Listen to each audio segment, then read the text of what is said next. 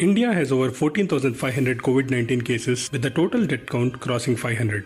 In China's Wuhan, nearly 1,300 deaths due to coronavirus were newly added, claiming mistakes in reporting. The UN Economic Commission for Africa said that anywhere over 3 lakh could die due to COVID-19, depending on the intervention measures. The African economic growth has been reduced to 1.8 to 2.6%, and in the worst case can push 27 million people into extreme poverty.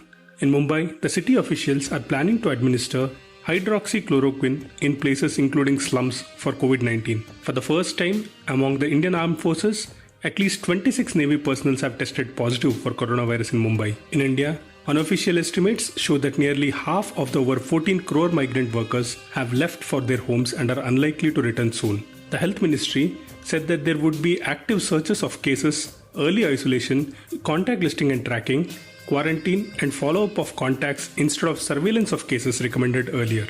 All suspect cases, symptomatic contacts, asymptomatic direct and high-risk contacts of confirmed cases and of severe acute respiratory illness should be tested. Home Ministry representative Punya Salila said that foreign citizens who are stranded in India due to the spread of COVID-19 and whose visas have expired or would be expiring would be extended till the midnight of May 3rd, 2020.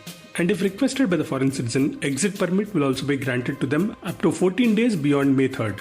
Industry lobby FICCI has sought a bailout package for domestic aviation industry, including direct cash support from government, interest-free soft loans and a 2-year tax holiday to help the sector overcome the COVID-19 crisis. After it announced an evacuation plan for the migrant sugarcane workers, the Maharashtra government has now declared a financial assistance of 2,000 rupees each for nearly 12 lakh construction workers affected by COVID lockdown. The Karnataka government announced some relaxation measures, including allowing 33% of workforce in the IT sector, which will come into effect from 20th April.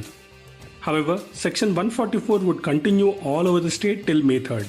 COVID-19 fact of the day. Diseases can make anyone sick regardless of their race or ethnicity. Fear and anxiety about COVID-19 can cause people to avoid or reject others even though they are not at risk for the spreading the virus.